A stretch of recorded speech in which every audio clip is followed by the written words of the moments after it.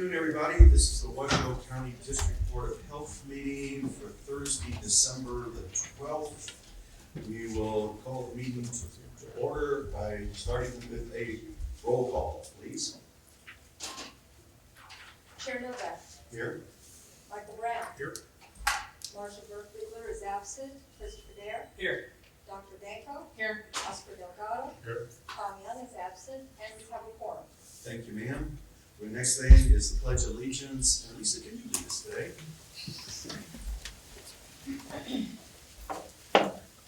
Allegiance to the flag of the United States of America and to the republic for which it stands, one nation, under God, indivisible, with liberty and justice for all.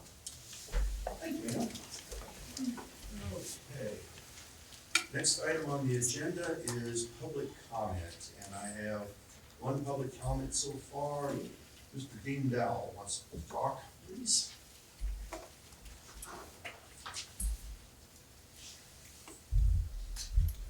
Good afternoon, Chair and Board. My name is Dean Dowell, President and CEO of Census Jobs for the record. Thank you for the opportunity to speak to you in public comment. I want to speak to you about an opportunity which came about yesterday from the City of Reno City Council meeting yesterday.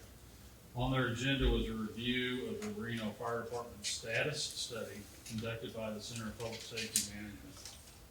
There are numerous recommendations dealing with the provisions of emergency medical care, regional health care on their study. From this agenda item, the City Council directed the City Manager to convene a work group of leaders of our regional agencies to quickly come together and put concrete steps together to address these recommendations. Let me now say that my experience tells me we all are fortunate to live in the Washoe Valley. As a regional community, we have Northern Nevada Medical Center, we have St. Mary's, we have the VA, we have Carson Tahoe Medical Center, we have Renown Health, all excellent healthcare systems. We have excellent fire departments in the city of Sparks, in the county of Truckee Meadows, and in the city of Reno. We have several excellent community healthcare organizations providing service throughout our community. We have an excellent nationally recognized air medical system in CareFlight, and yes, we have an excellent nationally recognized mobile healthcare system in Renzo. I believe this opportunity, this invitation to have leaders come together to move our collective regional healthcare delivery system forward is excellent. We live in ever-changing times. No one organization can today be all things for all people. Healthcare, how it's provided, how it's delivered, is changing rapidly. Hospitals across this country are at capacity. Their emergency departments are overflowing with patients. With the beginning of the Affordable Care Act in March 2014, most all pre-hospital systems, 911 call centers, have seen an increase in 911 call utilization by a range of 7 to 12% across the country. This increase is not due to more heart attacks, more strokes, more severe respiratory problems, more critical burns. It is due across the nation to priority 3 low acuity calls, alphas and omegas as we sometimes term them, low acuity calls and non-acuity calls. For the patients and for the public, seeking a less complex way to get into a very complex healthcare system this country has created, 911 has become the easy button. This region is no different than that national trend. What is different and nationally recognized is that our regional system saw this coming several years ago and embarked on cutting-edge concepts and models to address these issues. Today and tomorrow, in large part, these models of community integrated healthcare, 24-hour nurse advice line, community paramedicine, community aid workers, alternate transport destinations, and treat and place and refer are all models to improve the system. All of these are just the beginning. All of these lead to sustainability for our systems. We have to increase and be more proactive and continue to do the right thing for our patients, be patient-centric, to improve proper hospital utilization, and yes, be good stewards of our organization and the resources we have. Just in the last 18 to 24 months, even the federal government through Medicare and states through Medicaid, and yes, commercial healthcare insurance industry, and even hospital systems have said very loudly, enough is enough. We have to change. They are changing how healthcare reimbursement works. They are going to force the change. We will be reimbursed for quality, innovation, cost control, not quantity. For 30 years, we have been reimbursed and judged by quantity, not those other metrics. So when you are asked to participate in these work groups, as the District Board of Health and as the organization that helps oversee REMSA, I please urge you to do this. For all of us, there's not enough hours in the day. We all don't want to go to another meeting. But I urge you that we need your experience, your talent, and your thoughts. It's vital for this upcoming process. And thank you very much for the opportunity. Thank you, Mr. Bell. Next item on the agenda is to approve the agenda for today. Is there anything that needs to be pulled, changed, modified? Make a motion to approve. Second.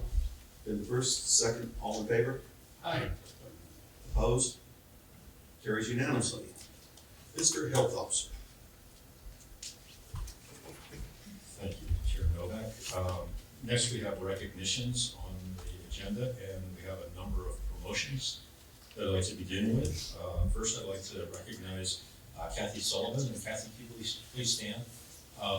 Kathy has been promoted from Office Assistant 2 in EHS, where she was working to support the front counter, to Office Assistant 3 in EPHP, where she's working in our Vital Statistics program. So congratulations, Kathy. And please stick around, we'll be taking some pictures after we get through the proclamation.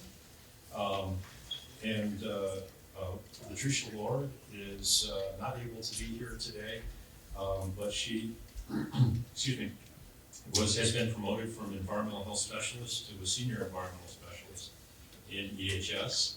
And Michael Toohey, there he is, thanks for standing, Mike, has been promoted also from environmental health specialist to senior environmental health specialist in EHS. Congratulations. And Will Lumpkin. Will has been promoted as well from environmental health specialist to senior environmental specialist. So congratulations, Will. And then lastly on promotions, Heather Kerwin has been promoted from our statistician in EPHP for our EMS oversight program to the EPI program manager. So she will be responsible for the epidemiology program there. So congratulations to you there. We have several new hires and or I guess not so new hires with skipping the November board meeting. But I'd like to have Dr. Todd, can you help with introducing, or I'm not sure who's going to introduce, Jesse Latchow.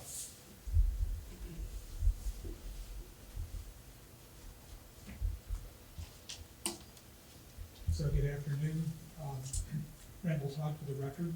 I would like to introduce to you Jessie Latchow. She is a public health emergency response coordinator and was hired on the 28th of October.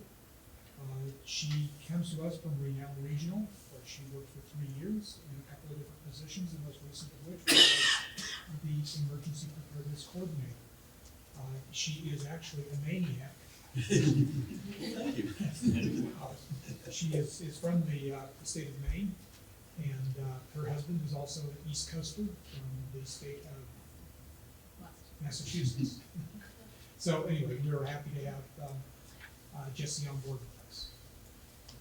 You're welcome. And then I'd also like to recognize Francisco Vega, who you actually already met at the strategic planning meeting, but for our viewing audience, we can introduce Francisco as our new Air Quality Management Division Director. He has many years of experience in air quality, including supervisory position for the permitting and compliance program at NDP with their air quality program. Has worked in the private sector in consulting as well as corporate environmental. Most recently joins us from his work at NV Energy. He's got a bachelor's degree in engineering and he's a registered professional engineer. So welcome aboard and congratulations, Francisco. We have a couple of resignations.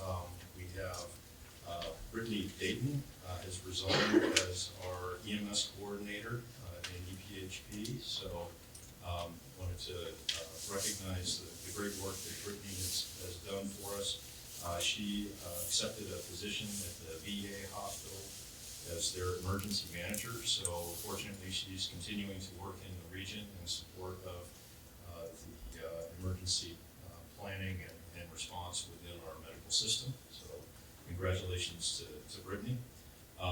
Also wanted to recognize and thank Katrina Peters, if you could stand, Katrina, for your service for the health district. Katrina has accepted a position as a program specialist in our human services agency in Washoe County. So the bad news is we're losing Katrina from the health district. The good news is she's not going too far away, and I believe she'll continue to be working on homeless issues and other areas where she was engaged in with our community health improvement plan. But, Can we say no? I did try that. But I do want to thank Katrina for all the work that she's done in getting us through our evaluation process, supporting the strategic plan, numerous fantastic things that she's done for the health district.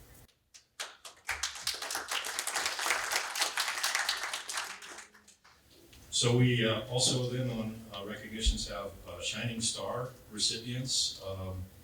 To date, we have for the health district as a whole 609 Shining Stars that have been employees have been recognized for their excellent work in customer service.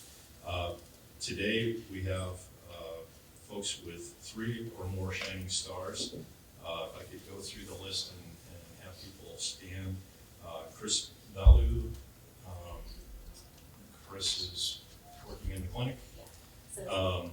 Isabel Scheides, Julie Hunter, I think I saw Julie.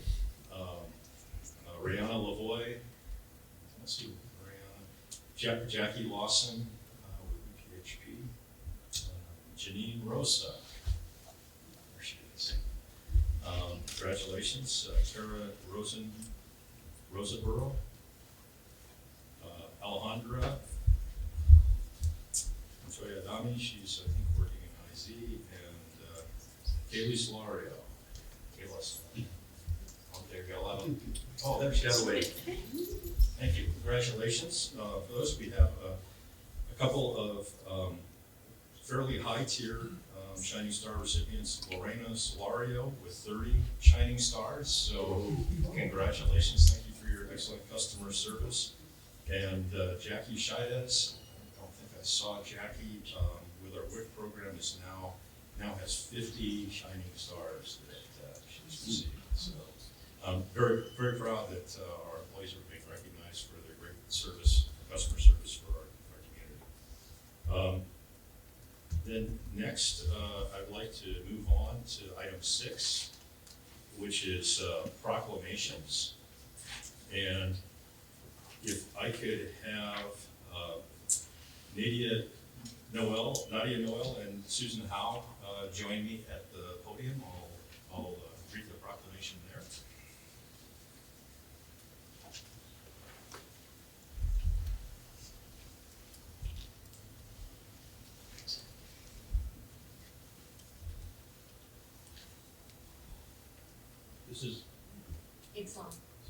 This is a proclamation for National Radon Action Month. Whereas many Washoe County residents don't know about radon, yet need to know for the safety and health of their families, as radon is a colorless, odorless, naturally occurring radioactive gas. It is the primary cause of lung cancer among non-smokers and the second leading cause of lung cancer in smokers. And whereas the U.S. Environmental Protection Agency estimates 21,000 people in the U.S. die each year from lung cancer caused by indoor radon exposure. And whereas radon kills more people than secondhand smoke, drunk driving, and home fires combined. And whereas any home in Washoe County may have elevated levels of radon, even if neighboring homes do not. And living in a home with an average radon level of 4 picocuries per liter of air poses a similar risk of developing lung cancer as smoking half a pack of cigarettes a day. And whereas testing is the only way to know if a home has elevated radon levels, and testing is easy and inexpensive, and when identified, homes can be fixed. And whereas University of Nevada, Reno Extension's Nevada Radon Education Program, the Nevada Division of Public and Behavioral Health, and the EPA support efforts to encourage all Washoe County residents to test their homes for radon, mitigate elevated levels of radon, and have new homes built with radon-reducing materials and features. Now, therefore, Washoe County Health District is hereby proclaims January 2020 as National Radon Action Month in Washoe County, adopted this 12th day of December 2019. John Novak, Chair of the Washoe County District Board of Health. And I don't know if the board wants to take action, or I believe that we have a presentation. Do your best. Few comments as well.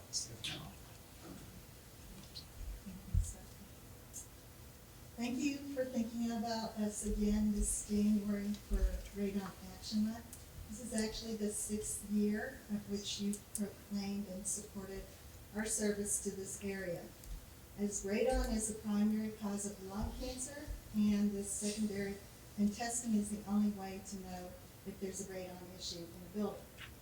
Testing is important in Washoe County, as there is 21.7% of the homes tested have shown a radon level at or above the action level.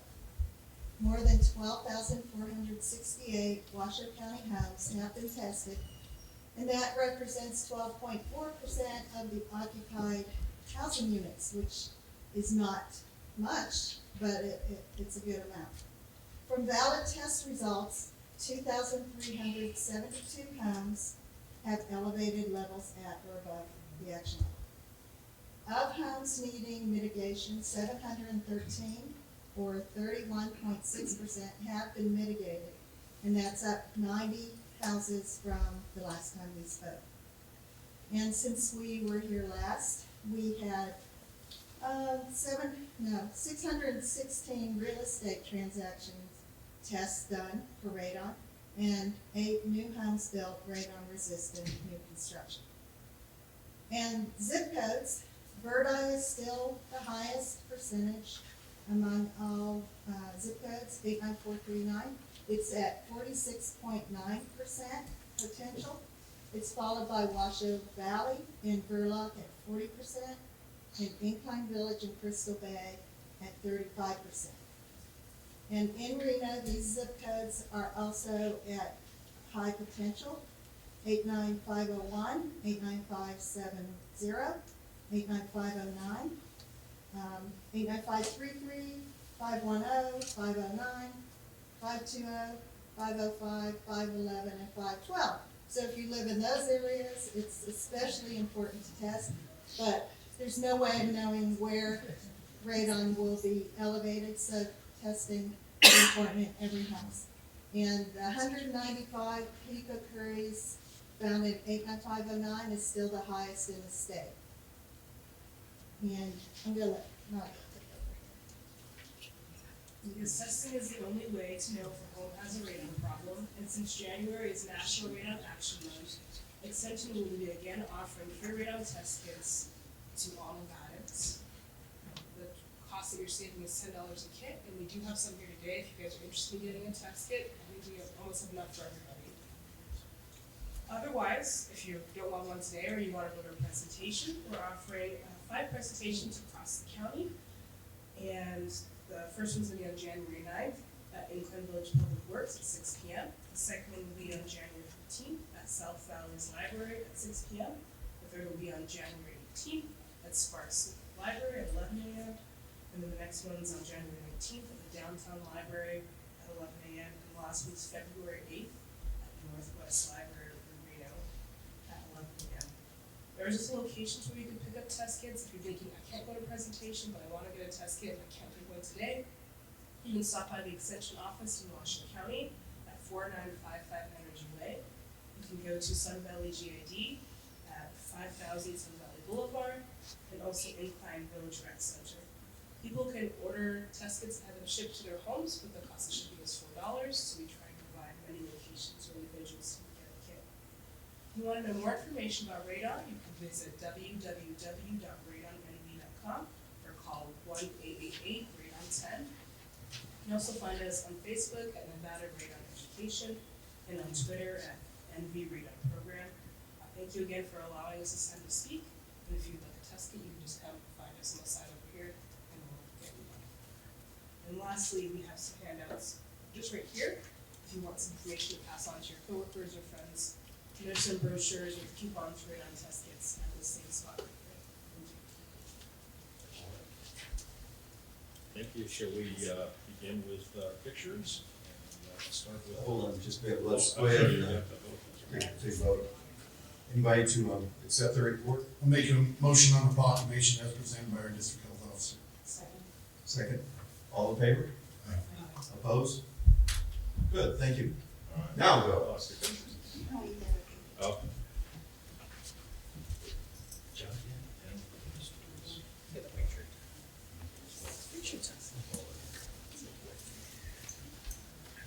That's easy.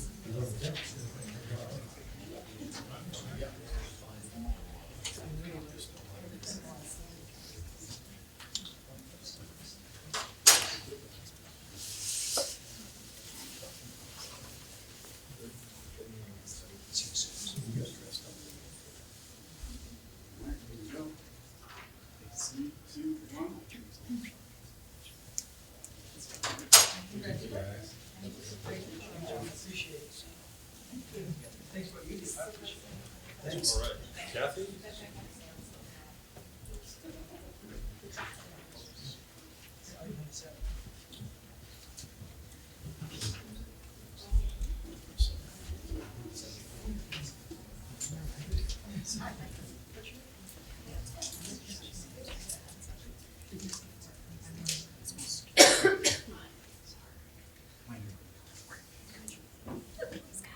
Hey, Brett, Seth, Molly. Thank you. And Michael? Sorry.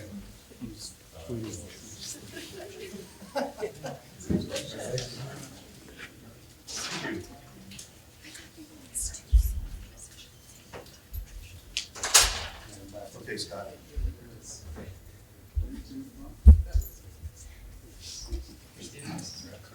Bill?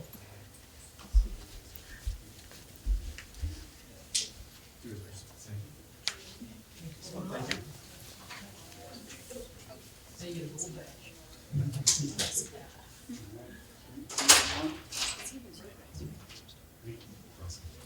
Heather?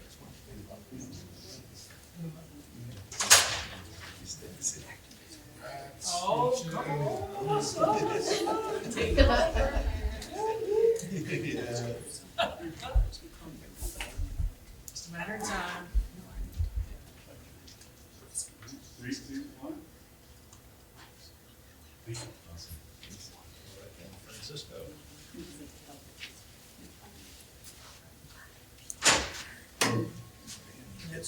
It's dressed up for you. Anyone can see.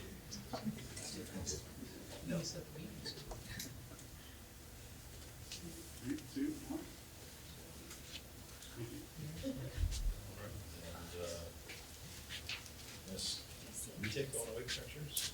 We should. Yes, we should. Oh, yeah. Come on. Oh, yeah. You can compare it with your main starter. But it's going away pictures, like crazy pictures.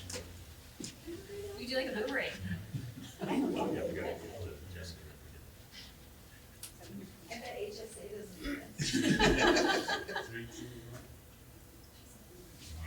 Okay, and should we, Jesse and Dr. Todd, would you like to come up with this? I'll seconds.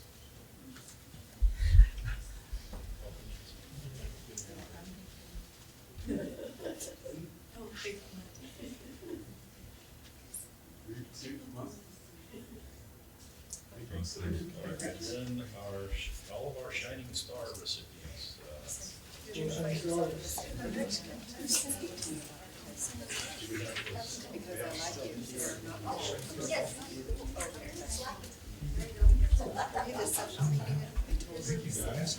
Oh, yeah, you get it. Come on. Yes, I agree. She should probably own this. And we need to get a really good sunglasses, because they're so bright. So I'm on the back half.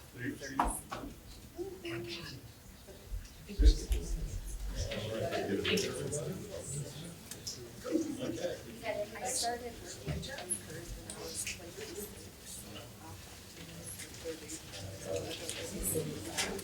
So I get to work for free every day. Hey, see? Ta-da! Now you guys can't get in trouble. Now you can join our.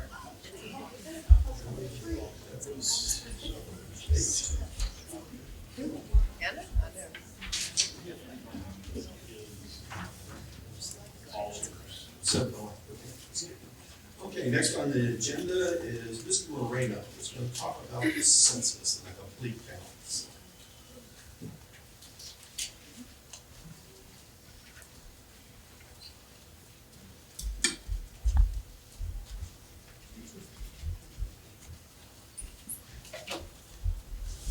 Good afternoon, Chair Novak, members of the board. My name is Michael Moreno, and I'm the chair of the Washoe County Count Committee. Thank you, District Health Officer Dick and Board Member Councilman Dare for the opportunity to come and present to you today. This is the first presentation that I will be embarking on, along with our committee members, to bring information about the census and its importance to Washoe County and the state of Nevada. So thank you for this opportunity. So I have a brief presentation that I'll go over information about why the census is important and what are the local efforts here in Washoe County. First off is why it matters. The census is part of our civic fabric, and it is in the Constitution for us to do every 10 years. Federal agencies use the census data to allocate billions of dollars to the state and local levels for vital community services such as hospitals, fire departments, schools, roads, job training centers, senior centers, and police departments. There's about $6.1 billion, or about $2,086 per person in fiscal year 2016 that was allocated and received by Nevada for support of these programs. The importance of the federal funds that we receive is real critical for us to maintain the quality of life that we enjoy here in Washoe County and the state of Nevada. Representation is also a key component of the census. It determines how many representatives each state has in Congress. Nevada is a rapidly growing state, and so there may be an opportunity for an additional congressional representative in the House of Representatives. Very, very important. Our congressional and state legislative districts are also redrawn using the census data. So again, it will be an important tool for us to use as we go forward in allocating and identifying representation throughout our districts in the state of Nevada. If we get undercounted, Nevada gets underfunded and underrepresented, and that is very critical because any loss of funding that we do not get already impacts the short financial resources that we already have to do the things that we need to do here in Washoe County. There's a lot of preparation that's been going on over the last year in preparation for the census. Here locally, we've been working with our government agencies and local government or local community and nonprofit organizations to ready for the census. And so we have established a complete count committee in Washoe County. A little background about myself, why I get this opportunity to do this is I participated in the 2000 and 2010 census. I was chair of the 2010 Census Committee here in Washoe County, and we had a very successful count in Washoe County at 74%. The threshold that we try to meet is above 70%, and so not to cast shame upon our southern neighbors, but we beat Clark County. So we're looking forward for all of us to have a complete count. But it's really important that we get information out, people know about the census and know why it's important for them to participate in the census. Some important dates for you to be aware of. The census will begin in earnest in late February, early March, and that's when postcards will begin to be mailed to households throughout Washoe County. Postcards will have information about how to participate in the census with a code that they will have to use to go online and take the census, or either by phone. There are a number of different ways that people can participate in the census, either online, telephone, or a paper form, which is the traditional means of taking the census. And for those households that do not participate or there's no response back, there will be enumerators that will go out into the field to reach those households so that we ensure that everybody is counted. April 1 is the quote-unquote census day, but as I mentioned, we will begin the count for the census in late February, early March. And this will go through June, July of 2020 to ensure that we have counted as many households and individuals in our community to have a complete count. In the summer of 2020, the census will wrap up, and over the course of the next 6 months, that information will be tabulated with the end result on December 31st, 2020. Those results will be delivered to the President of the United States.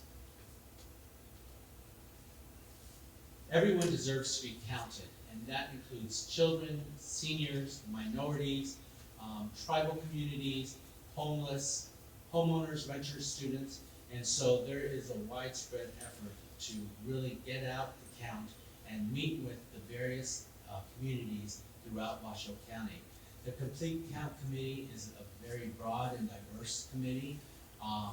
Currently it's about a 30-member committee, and before everybody cringes that, wow, that committee is large, my goal is to have the broadest representation to reach as much of the demographic populations in Washoe County.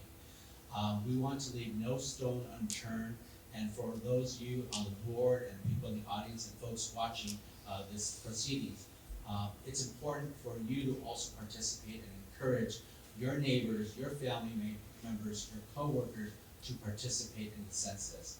Many of us are on social media, and you'll start seeing a lot of information through social media. I encourage you to share that information. Again, it's important.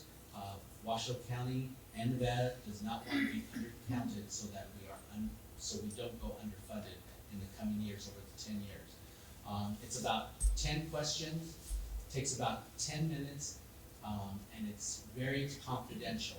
This information cannot be shared with any government agency, not even the president. This is very confidential information, and the information that is gathered for the data for the census is not released to the public for about 72 years. The data that is collected from the census is very useful information that folks can use it for genealogy, and historians also use it for research data as well.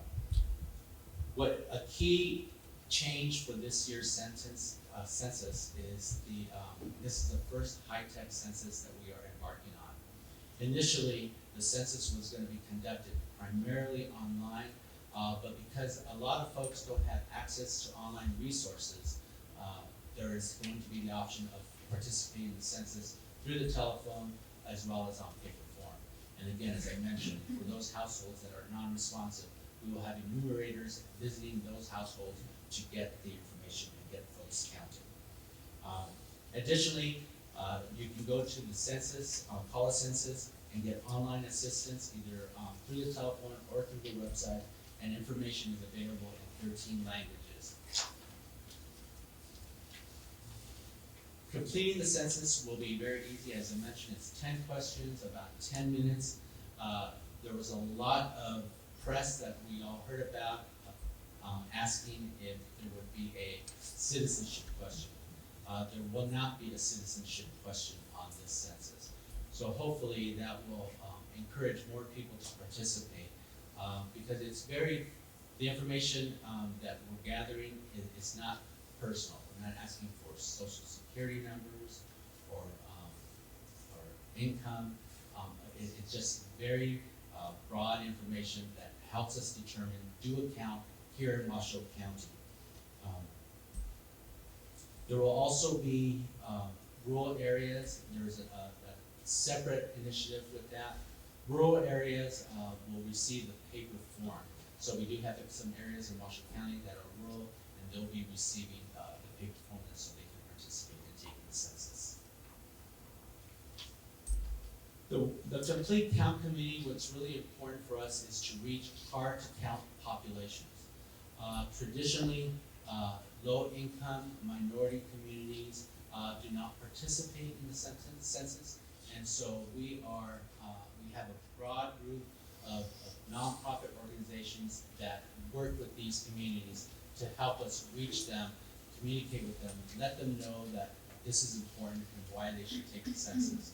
And so we also have representatives on the complete count committee for schools. We have education. We have faith-based organizations as well as health organizations that are participating. So if anyone of you or the audience or the public is interested, please contact me.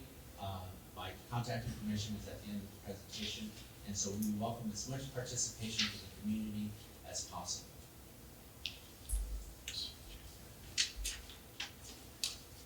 Last but not least, there are census jobs available, and so part of the coordination that we have with the Washoe County Complete Count Committee is with the state of Nevada's statewide census committee.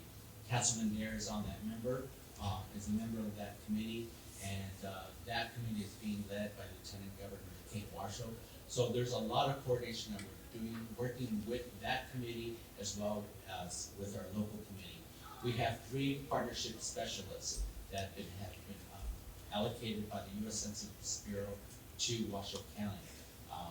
But the jobs that are going to be available, we're encouraging people to apply. They're good paying jobs. We're going to be hiring a lot of enumerators come early 2020. So the information to apply today, go to 2020census.gov/jobs to get more information, and it's pretty quick and easy. So again, we want not only to provide jobs, but we want to do a great job in doing a great count here in Washoe County. Nevada Counts, thank you for your interest and support of our census efforts. I couldn't help but notice your tagline, enhancing quality of life. This is real key to that mission that you have here. And so whatever we can do to talk with our peers, our co-workers, just across the county, let's do that together collectively so that we can have a successful count for Washoe County and the state of Nevada. I'll take any questions if you have any. Good. Thank you, Mr. Moreno. Appreciate it. Thank you very much. Have a great day.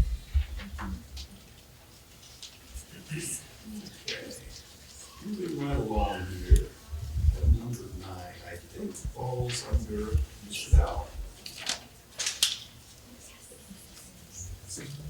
Oh, no, see, we need to, 1 second.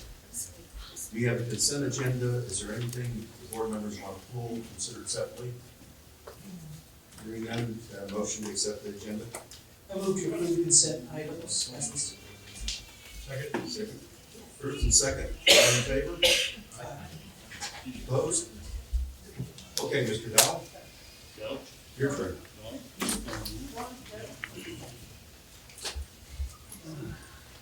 Good afternoon, Mr. Chairman, members of the board, Dean Dale, President and CEO of Rooms and Careful for the record. You all have received a copy of our October compliance report for your review.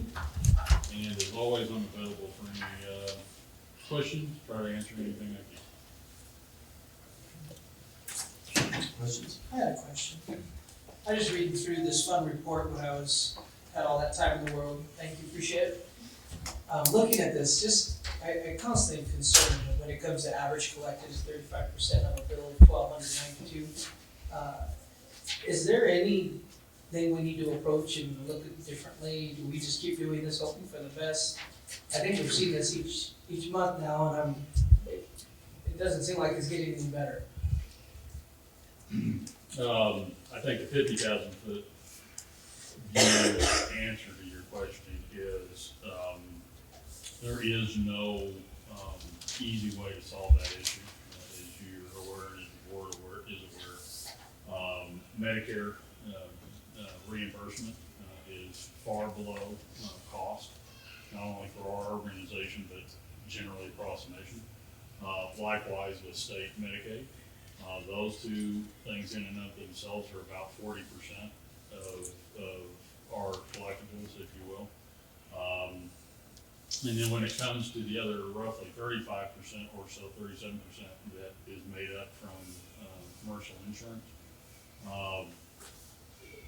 Nationally, the trend line is that they are paying less and less and less. And whether that's for pre-hospital care services, hospital services, your physician, they continually march down the road of paying less. Again, back to my earlier statement in public comment, part of this is they are trying to bend the curve, and they're willing to pay for cost management. They're willing to pay for innovation and quality of service and outcome of service, but not quantity, not the number of calls. So our hope is, again, in the 50,000 foot view, over the next few years, as we continue to progress more towards that integrated healthcare model, that we'll have additional revenue that we don't get access today, and it'll balance out. But trying to get that 35% higher in and of itself, Councilman Dare, that's a huge mountain to climb for everybody. Well, thank you. Okay. Any questions? Any other comments? Make a motion to accept his report. Make a motion to accept the report as presented. First, Second. second. Okay, first and second, all in favor? Aye. Opposed? Good, motion carries unanimously. Well, hi there. Hi, Got some for us? I do. Okay. Thank you, Mr. Chairman. Alexia Jobson, Public Affairs Manager for REMSA, for the record. You have for your review the Public Relations Report for October, but today I'll give you an update on some of our more recent activities. As I mentioned last month, REMSA offered a trick-or-treat transport experience for one youth in our community who needed medical assistance to be able to go out trick-or-treating. Unfortunately, just hours before we were set to head out, Connor, the young man that was selected to participate, took a tumble and had to spend Halloween in the emergency room. Our crew, who were all dressed up in their costumes, still wanted him to have a memorable Halloween though. So once he was discharged, paramedic Kelsey Coleman and AEMT Kason Clary met up with him at home. And fortunately, his family decided there was still enough time for a little bit of trick-or-treating, so the REMSA crew helped him visit a few homes and he had a great evening. Also, REMSA's president and CEO Dean Dow participated in an interview with a reporter from the Reno News and Review about the impact of available and affordable housing on recruiting and retaining employees. And then finally, as we move into cooler temperatures and winter weather, REMSA will continue to share wellness and safety tips about things like driving in winter conditions, recognizing the signs and symptoms of carbon monoxide poisoning, and how to stay feeling well and healthy during flu season. These informational videos can be found on our YouTube channel and on remsahealth.com. I'm available to answer any questions you might have about our public relations report. Yes, sir. I have a question. Are you guys planning on or have looked at how to be involved in the census come in the next few months? We have not. I can check with our HR department in terms of encouraging employees to participate, but in terms of our public outreach, I don't believe that we've had any conversations conversation about it, but we would certainly be happy, Love this option, okay, yeah, thank you. to connect with Michael on that, so, Appreciate it. yeah, fine. Anything else? Thank you very much. Thank you. Okay. Now, item 10, Ms. Conte.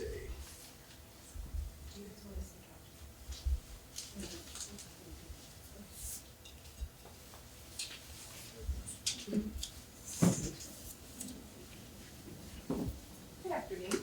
Christina Concha for the record. Yes. Item 10 is the quarterly update for the EMS Advisory Board November meeting. So you have the summary in front of you. I just want to bring up a couple things. Under the updates to the EMS Advisory Board, the third bullet down there on the bottom that's talking about the regional protocols. At the PMAC meeting this week, there was a lot of discussion, and those protocols are not going to be approved for a January 1 effective date, so it's just gonna push back a couple months to figure out a few things. Also, you have attached the fiscal year 19 annual data report. And the final thing to bring to your attention, then I can answer questions on anything, is the annual REMSA franchise map review. While it's its own agenda item next, the thing that is attached in here is that review or that updated methodology for how we'll do the map reviews. We wanted to align with the census, so that was well timed for the presentation today. So we ended up doing our 5-year review in year 3. And then our redo will be in year 6 instead of year 10, so that we can align and have the current census data in a more current time frame. So I'm available to answer questions if you have any. Anything on this part? If not, go to number 11. Okay, so number 11 is the franchise response map. Thank you, Laura. So what you see in front of you, we work with GIS on this project. So Heather Kerwin and then Jay Johnson worked together to create the maps that then the work group would come together and look at. The work group was comprised of all the regional partners, and so this is our recommendation back to you. This map, and the reason that we have it showing, is because we took the census data and then we took the population density data, the dwelling units, to see what the difference was from the data that we used to create the map and then what it looks like right now. So the yellow shows that there was a classification change from rural, suburban, metropolitan, and urban, just one level. The orange shows 2 and the red shows 3, so we were real concerned with the 3s. What you see, and so the 3s, I'm sorry, so the 3s actually were really where we led the discussion. When we took a look at that, and I'm gonna keep this up for a minute, there were 3 areas that we really looked at as a group. The first was that top right corner over in Sparks. That is a significant change. It's already a zone A, so that really became sort of a information only for our partners in Sparks to say, I'm certain that you're feeling it, but here is the concrete proof that you've got a lot of growth happening in one specific area. Another one was up there in the left-hand corner, and there was only a single classification change, but up there in Cold Springs, they're seeing a lot of growth, and we know that there's a lot more coming out there. The work group's recommendation to you as the board is to keep that as a zone B right now, but identify it as a special study area and really take a look at that one specifically next year during the annual review and see what it looks like and then maybe recommend a response change, a zone change for their next year. And then the third one is on the bottom, and I'm gonna, unless, will you also change this and then change the thing? So this is Veterans Parkway. So back in 2010, what you'll see is the purple. There was nothing on that side, and so it wasn't a big deal. The houses weren't there yet. We knew that there was some growth, but it did not occur quite yet.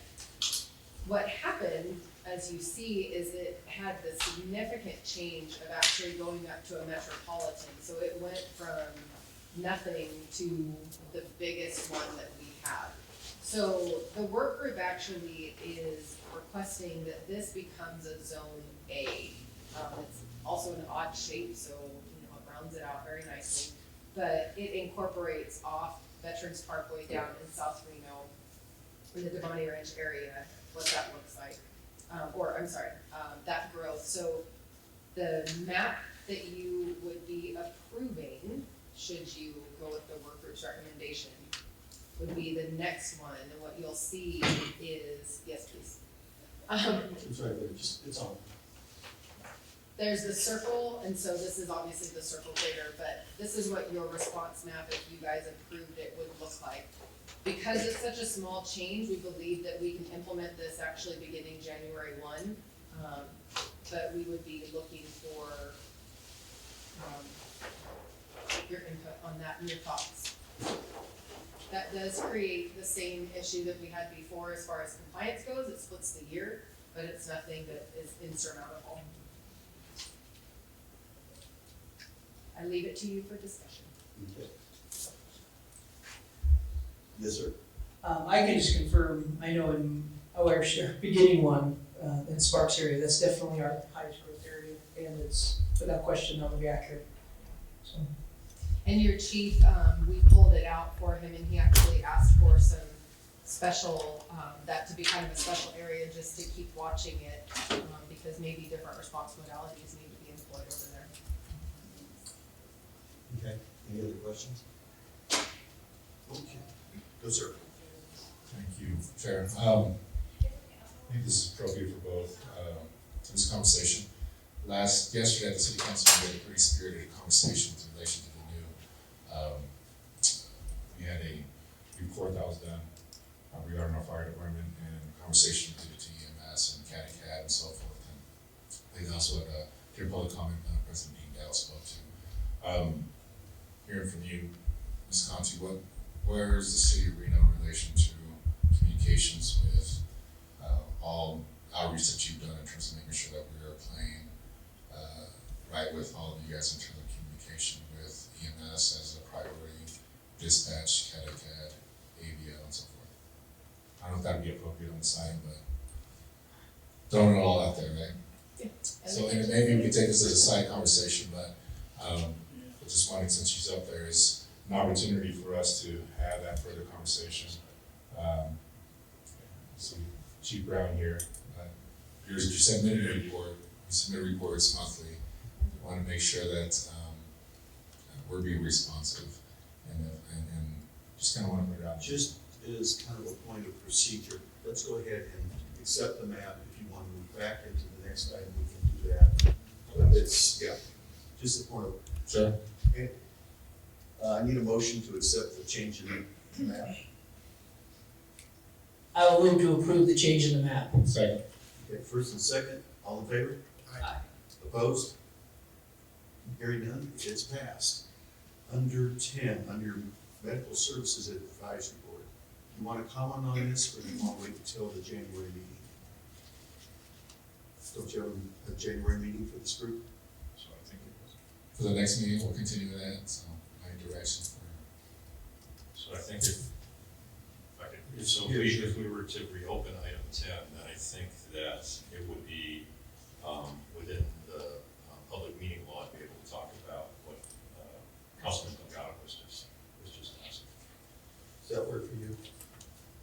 I'm trying to narrow the scope of the question. So essentially what we were dealing with was the advisory board meeting summary. And if that question's specifically related to items in the summary, that's fine. If it's a separate issue, then I'm going to recommend that we agendize that issue for the upcoming meeting. Yeah. Council, is that okay to put that on to the January meeting? Yeah, I mean, the language is pretty broad in terms of just EMS updates or CAD conversations, and we could take it off or bring Maybe it to the next offline, meeting. yeah, and then I Which is can fine. see if you, yeah. Because it may not need to be agendized, it might simply just be a quick chat on participation. Is that acceptable? That is. Okay. Okay, then, moving right along then, thank you very much. I certainly, Councilman, I understand where you're going and needs to be addressed. Yeah. Do we need a reset item 10 or? No, I don't No. think so. And is the non action. Thank you. Right. Okay. Okay. Item number 12. Ms. Peters. He was jumping ship. So for the record, I'm Katrina Peters. I'm here to give an update on our strategic plan. First, I just want to say it's been an absolute pleasure to work at Washoe County Health District under the leadership of this board, our district health officer, Kevin Dick. Amber Hall offered me an appointment. It was not my cannot refuse. So forward your complaints, sir. All right. So for our strategic plan update, I'm here today to present the revised document based on the feedback we got at our retreat. So just as a quick recap, all of our board members were present. We got a lot of participation and feedback, so I really want to thank you for your thoughtful input. We shared some updates on emerging issues and trends. We were able to refresh the plan based on those reports and information we had, also from your feedback. We also had some great discussion on appropriate future investment of resources within the health district, so you'll see those reflected in the revised document as well. Just as a quick refresher, we have our vision and mission. Our vision statement is a healthy community. Our mission at Washoe County Health District is to protect and enhance the well-being and quality of life for all in Washoe County. We've got a strategic direction and value statement. Our direction is for us to be leaders in a unified community, making measurable improvements in the health of its people and environment. We've got 3 values of trustworthiness, professionalism, and partnership and collaboration. Our first priority is around healthy lives. We're looking to improve the health of our community by empowering individuals to live healthier lives. Kind of our general big picture focus here is reducing the leading causes of death. So those are associated with chronic disease. We know that's kind of longer term work, but outline some great steps to work on that. And also focusing on increasing access to care, another kind of big gap in our community, and continuing to work towards addressing that. Some of the revisions you'll see in the document are that we removed some items that we've completed or that were duplicative. We also made an add to incorporate monitoring youth e-cigarette use. We know that that's really an emerging trend, and we wanted to be able to capture that and continue to share that information. You'll also see a revised partnership with UNR to include clinical rotations for medical residents, APRNs, and nursing students. I previously mentioned physician assistants, and because we don't employ that particular job class, it was just kind of a funny word fit. So this revised language better reflects what we can and want to do. Our priority 2 is a healthy environment. We're looking to create an environment that allows people to safely enjoy everything Washoe County has to offer. Our continued focus here is protecting the public from health hazards. Some of the revisions that you'll see, one, we suggested our removal of an air quality regulation item. Those regulations are done in the past, so it kind of made sense to take that off. We've relocated some of our items around recycling to our performance management plans. Because those items are a little more relative to our day-to-day, we felt like they were a better fit for that area. And we've also removed some items that were completed or repetitive related to risk-based inspections. When we developed the initial plan, there was kind of a whole host of steps around that. Now that we've completed those items, we kind of trimmed that list back a little bit to reflect where we want to head. Our priority 3 is around a local culture of health. We're working to lead a transformation in our community's awareness, understanding, and appreciation of health, resulting in direct action. Kind of our big picture focus here is that we want to continue to share public health messaging with the community in an efficient and effective manner. And we also want to continue to pursue policy development. Some of our revisions here is that we've taken some items off that are a better fit for our performance management plan. Again, just things that are related more to the day-to-day. We wanted to move to that operations plan.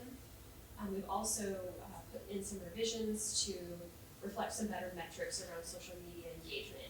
Our new PIO, Scott Oxerart, who's really hit the ground running and did a great job kind of rethinking some of these items and how we might be able to better share information with you on how we're doing. Our priority 4 around impactful partnerships, we're looking to expand our impact by leveraging partnerships across the community. We know this is work we can't do alone, and we have to really work in partnership across the community. Our continued focus here is implementation of our community health improvement plan. We've made a lot of great progress there. We actually added a significant body of work to the behavioral health portion because we've completed what we've outlined. So that's been going quite well. We'll also continue to focus on that EMS oversight role. We had no revisions in priority 4, we wanna just kind of keep going with what we got. Priority 5, formerly known as priority 6, around our organizational capacity. Here we're looking to strengthen our workforce and increase our operational capacity to support a growing population.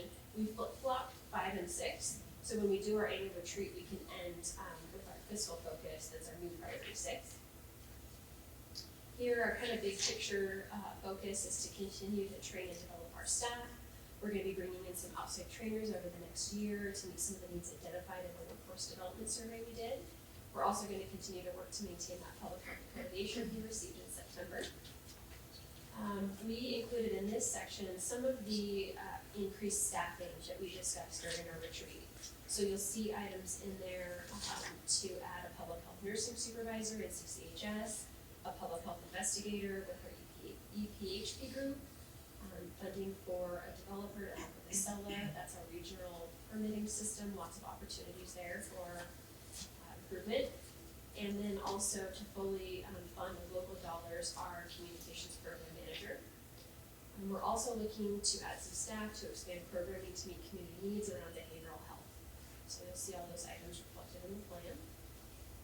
Our new priority 6, financial stability, looking to enable the health district to make long-term commitments in areas that will positively impact our health by growing those reliable sources of income.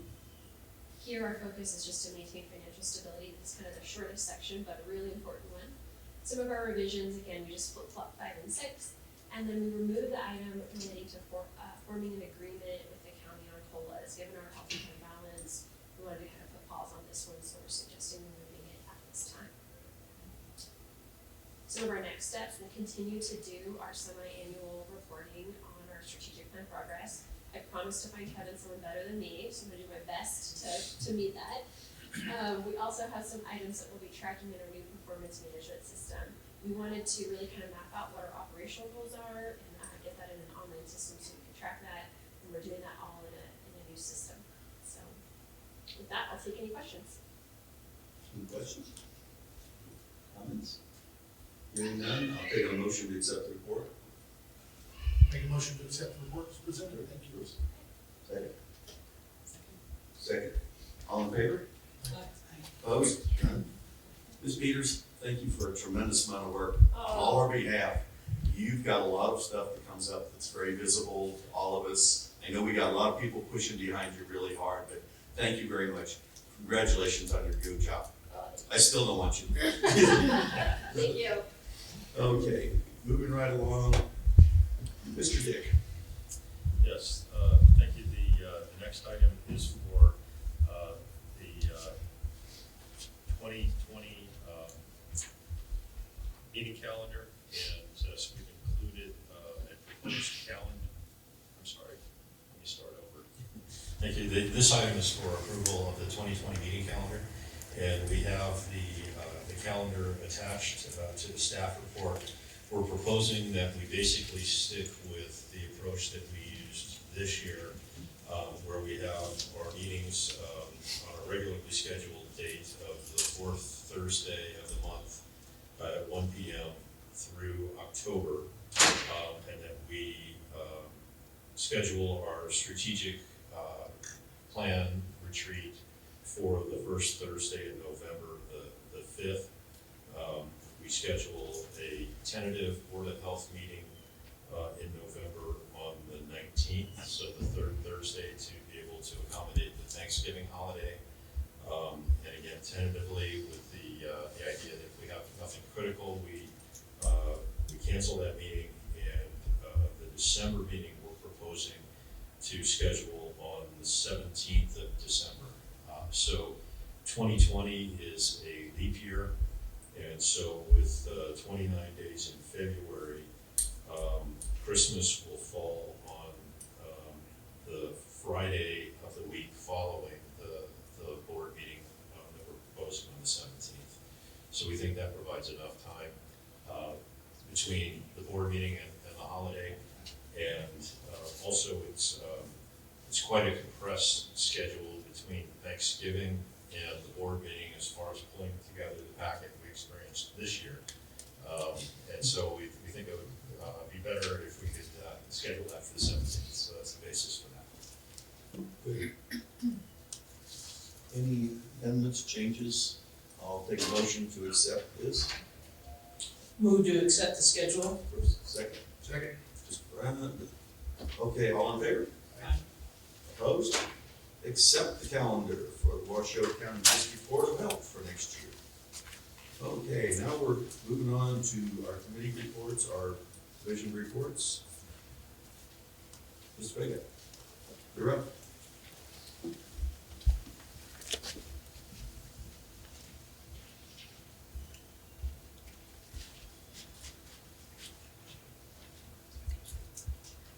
It's on. Thank you, Mr. Chairman, members of the board, Francisco Vega, Director of Quality Management Division, for the record. I've got a couple items I would like to update the board on. The first thing is the progress of the Reno 4 monitoring station at the Libby Booth Elementary School. Since the October board meeting, the shelter upgrade has been completed and the shelter was delivered to the school in early November. Power was connected on December 7th. Decking and safety railing has been installed. The HVAC system was installed and commissioning should be completed this week. And then anchoring and installation of the meteorological tower should be completed this week as well. Up next with this project is a final inspection by the city of Reno, which with a permit to follow, and then installation and calibration of the analyzers, telemetry, data logger, etc.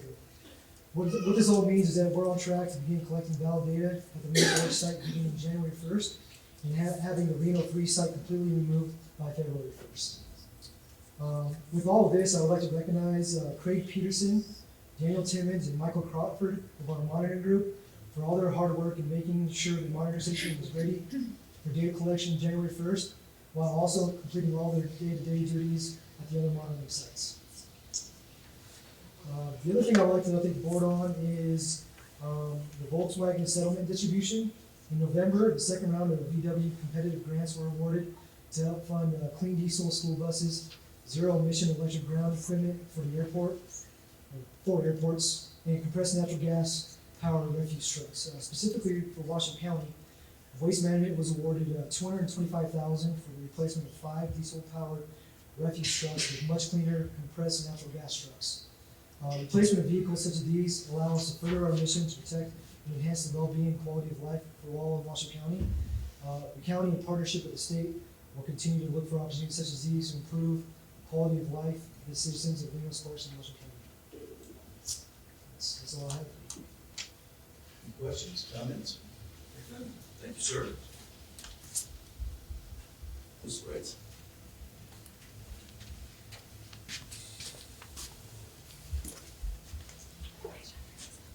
I'm Lisa Watford, Division Director for Community Mental Health Services for the record. I have nothing to add to my report, but I'm happy to answer any questions you have. Questions, comments? You got off easy. Good report. Thank you. Okay. Next one along the line, environmental health and safety.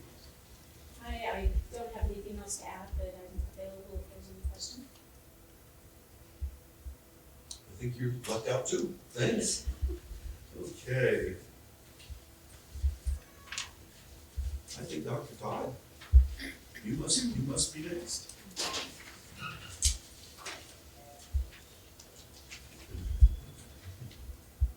Randall Todd for the record. Unfortunately, I do have a couple of things to share with you. Since our last meeting, the CD program has opened 14 outbreak investigations. And of these, 2 were pertussis outbreaks in schools. Some more information about that in just a moment.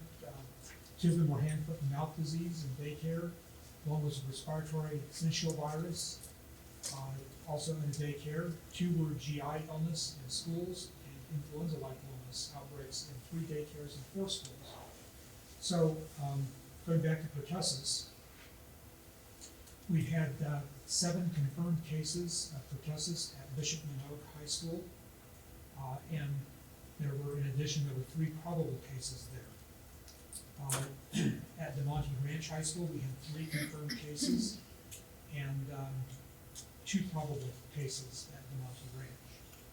In the community at large, we've had 3 confirmed, one of those just confirmed today. And that includes a 5-month-old infant with justice.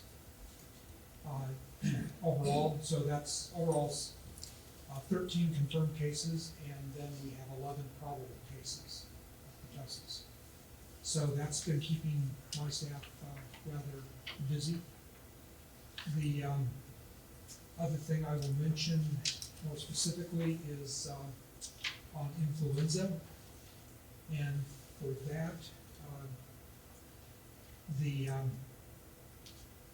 our week 48 report, which goes through November the 30th, our week 49 report, which goes through December the 7th, will be issued tomorrow. But on the week 48 report, we have some fairly significant influenza numbers going on.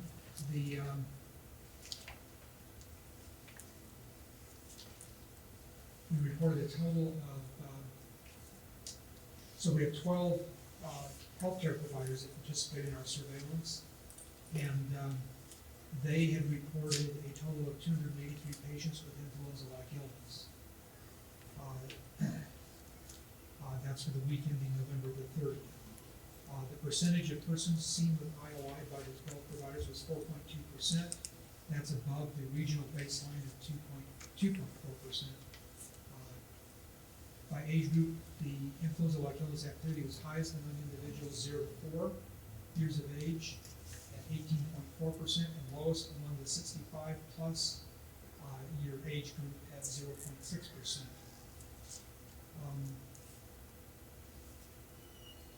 So that's on the influenza-like illness. When we start looking at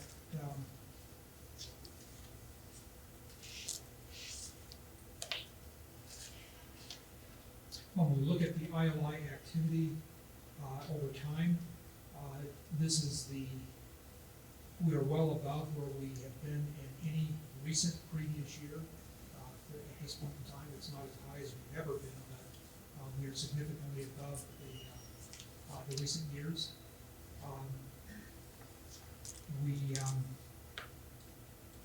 On our cumulative data for the 2019-2020 influenza season, we've had a total of 70 hospitalized cases, 12 vaccinated, 19 ICU, and 1 death.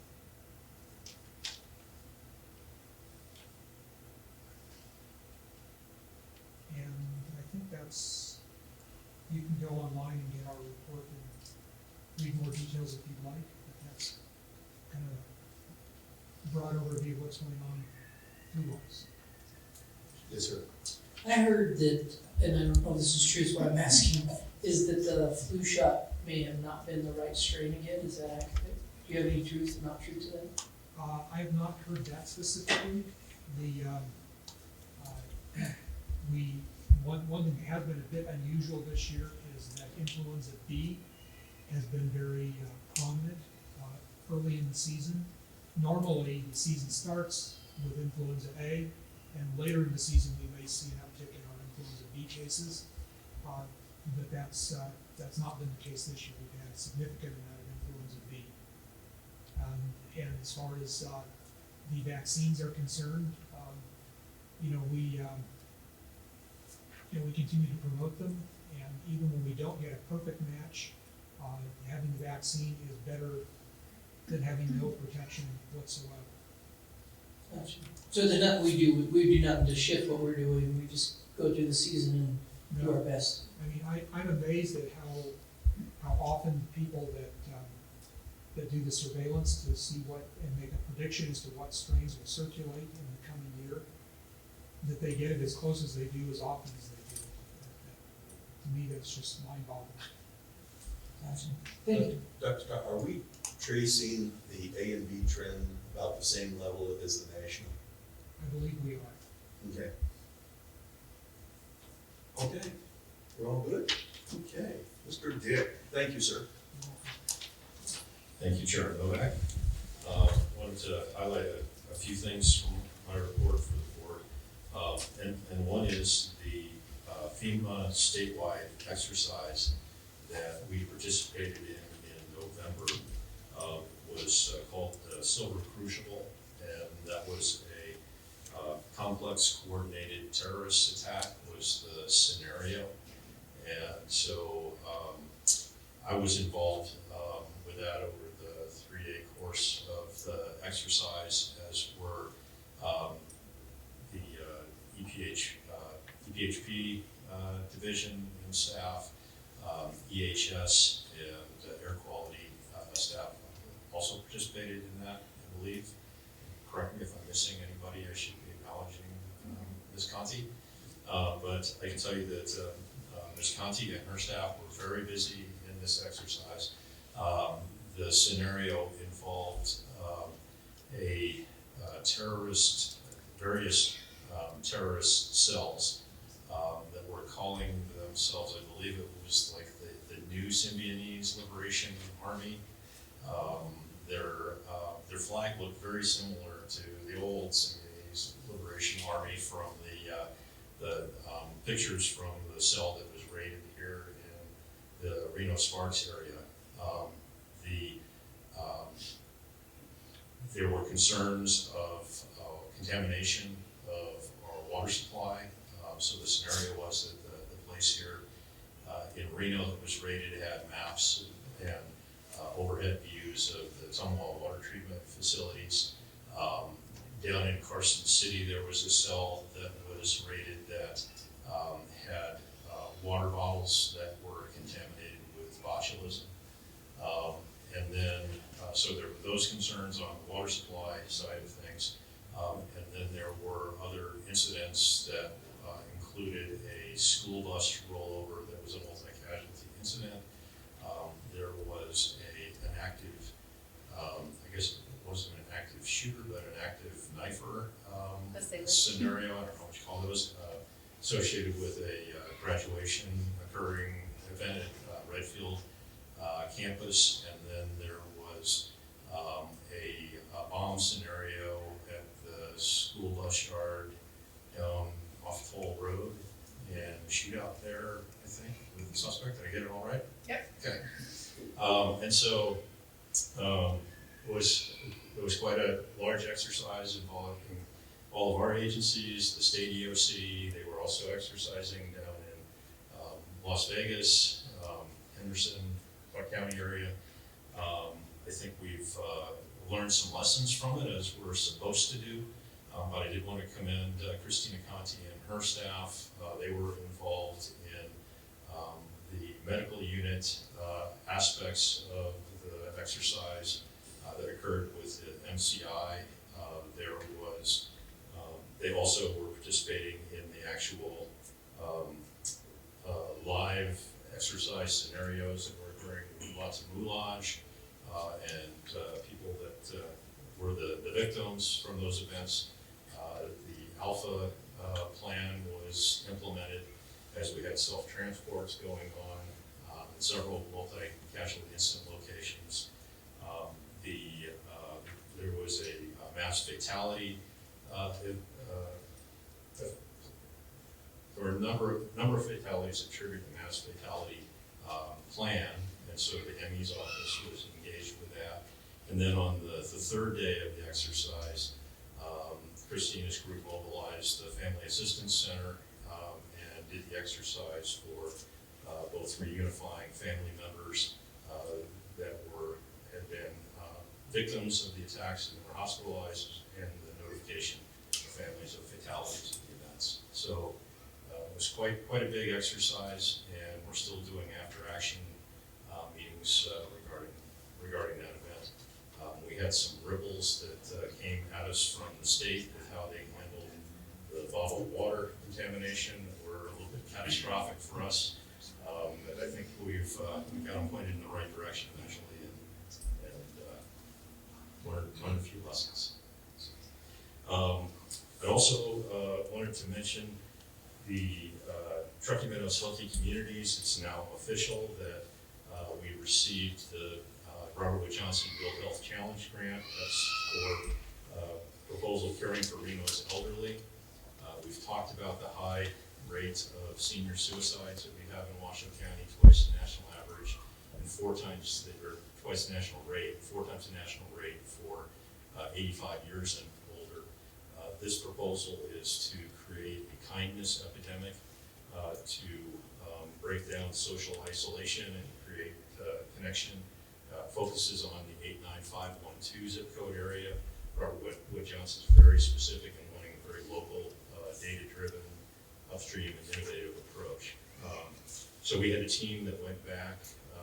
This is the 3rd cohort of these Build Health Challenge grants. We had a team that went back to Chicago to meet with all the other grant recipients and Robert Wood Johnson folks. Ms. Gutman participated in that group. And then last Friday, there was a big retreat with, I think, about 50 different people that participated from the partners in that group that will be working on getting that program implemented. It's a $250,000 grant to Truckee Meadows Healthy Communities. Renown Health will be matching that with $250,000 additional dollars. We've also had additional contributions from folks in the community of another $80,000 to support this. I think we're going to have some more funding flowing in. So while this is focused on 89512, the intention is to learn from implementing this project there and work to bring it out more broadly in our community. Then 2 more items. Yesterday, the interim legislative committee on healthcare had their meeting, and we had the opportunity, the health authorities, Division of Public and Behavioral Health, Southern Nevada Health District, Carson City Health and Human Services, our health district, along with the Nevada Public Health Association, provided a presentation to the committee, and we talked about all the different things that we do as health districts and our programs, and how public health is evolving, and the importance of engaging with our communities and working with partners around social determinants of health. We left them with some policy asks that included a public health improvement fund that we're calling it, basically flexible and sustainable additional funding from the state that we can use to for what we identify locally as priorities versus being tied to specific service deliveries. We asked for action on the solutions that we have available for the classic vehicle plates, updating the smog check regulations for tobacco 21, so sales age of 21 for tobacco products with the appropriate enforcement tied to that. We asked for an improved statewide sex education program. We think will help us with the high sexually transmitted disease rates that we have and unwanted pregnancies. And we asked for what we're calling the minimum data set, expanding the information that we collect on healthcare providers through those licensing boards, so we know how much of the population they're really serving. Are they taking Medicare and Medicaid patients? Are they even practicing at all? So those were our short list of asks from the local health authorities. I would mention that Immunize Nevada was also on the agenda yesterday, and Heidi Parker did a nice presentation, but we had a number of anti-vaxxers making public comment, both in Carson City and in Clark County. So public comment at 2 minutes of comment ran for over an hour at the beginning of the meeting. There's a group called Health Freedom Nevada that many of these people are a part of, and so it's very real. What was a little bit disturbing to hear is that Nevada is now being viewed as a sanctuary state, and there are people that are actually moving here from California and New York State because they've eliminated the religious exemption in those states. So they're moving here specifically so that they don't have to have children vaccinated to send them to school. So just to be aware of that. There were several people that provided public comment in support of vaccinations. Dr. Andy Pasternak was one of those people from Reno. I got up as well to support Heidi Parker, Immunize Nevada, and remind the committee of the overwhelming consensus of the scientific community on the efficacy of vaccinations. But there were direct attacks on Heidi Parker and Immunize Nevada that occurred during that public comment period. And then lastly, well, I guess one more thing tied to that, that group, Health Freedom Nevada, also sent a letter to the Washoe County School Board to basically saying that it was wrong to exclude any of the unvaccinated children from the high schools for the pertussis outbreaks, and objecting to that. And they also sent us a freedom of, or public records request for the intergovernmental agreements that we've got for funding for our immunization program. And we responded to that request. The other item that I have is, while Katrina is leaving the health district, she is leaving a tremendous legacy from our accreditation and strategic plan accomplishments and whatnot. But her latest is our community health data snapshot. And so we put together a huge community health needs assessment that's got tons of really, really good data compiled in it. But to get it, you download a 300-page PDF document off of our website, and that's a little bit overwhelming for people to use readily.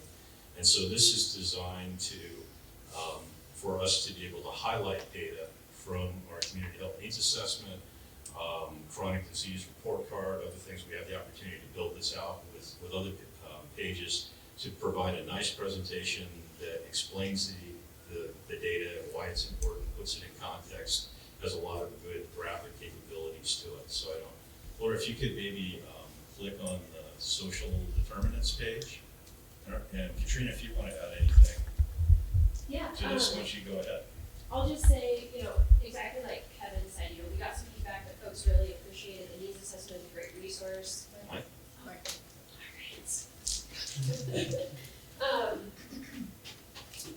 People appreciated the needs assessment as a great resource, but wanted something that was a little more user-friendly. So we released it on Monday. We got a really good positive response. We got some local media, some nice news hits, which was exciting. So far, we've had about 400 unique users, 1,000 page views, so more than one page view per person. And the social determinants page has been our most popular so far. This software also gives us really easy access to our analytics in terms of what people are clicking on, so we know what really is of interest to folks. So if you take a scroll down, you'll see we've got income and poverty. And Councilman Delgado, you had asked specifically, I think, around kind of some geographies and zip code kind of questions. So where the data is available, we've organized kind of heat map style by zip code, so folks can see not only for their own zip code, kind of where's my zip code at, but also where are the greatest pockets of poverty in our community, so we can target those where it's appropriate for things like education and resources. So really excited to get this website out, and we've gotten a lot of great feedback already.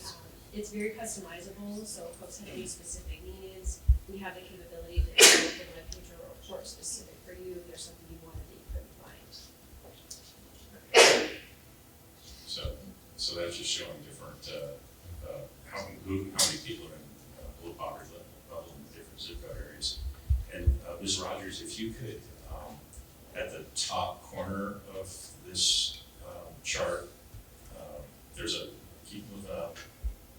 That arrow right above that. Okay. That will talk with you through some different views. Yeah, so this is showing poverty by race and ethnicity. as you go through, they call this thing a slider. It just kind of digs even deeper into the issue. That first slider is really around poverty. We know that is a really important social determinant of health. The next set of sliders is around education. So it shows graduation rates by race and ethnicity, compares us to a state and national standard, really kind of rounds out the full picture. And then each of our series of graphs or charts also has a short narrative around it to kind of help folks understand what the data is saying and what's important really from that data. There's a ton of data. All day looking through stuff. So I encourage you to check it out. I think it's really cool. We did a subscription with this company with some of the one-time funding funds that we have within our budget, and I think this is a significant enhancement to our website. One more thing to add, we included our point-in-time count of people who are experiencing homelessness in our community on the housing sliders. I know we had a lot of questions around that from CHAB, and that could be an easy place to access those historical trends on people that have been counted annually. And the other, where the hand is pointing to right now, there's also the ability to download tons of data off of this site.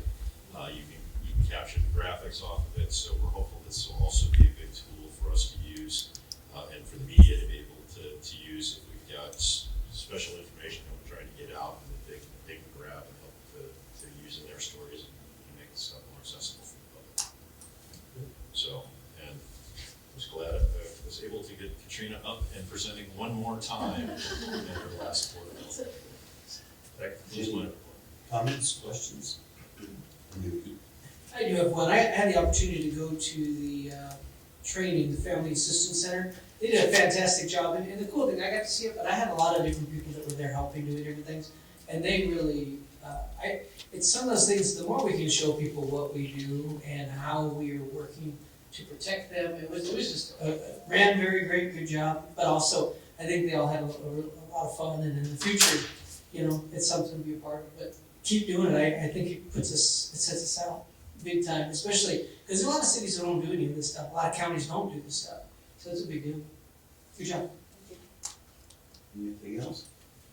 Okay, now we're down to 15 board comments. Is there anything that needs to be commented on? Items for the future? I'd like something brought back to us. Give us a little direction on what is our role as the health board on the river. So we have a lot of different things happening, and we've even heard some staff times going to it. It'd be nice for us to look at it. There's a lot of staffs, a lot of different people working on it. And even in our, it's number 2, we want to create a healthy environment for people to live. And obviously there's some unhealthy things going on. So it's probably important for us to help define that. If we don't define it, maybe somebody else will start defining for us what our role is. So it'd be a good conversation. Thanks. Anything else? Okay. Hearing none, do we have any public comment? At this time, so. Okay, hearing none, no public comments. We'll stand adjourned until next year. Thank you all. Merry Christmas.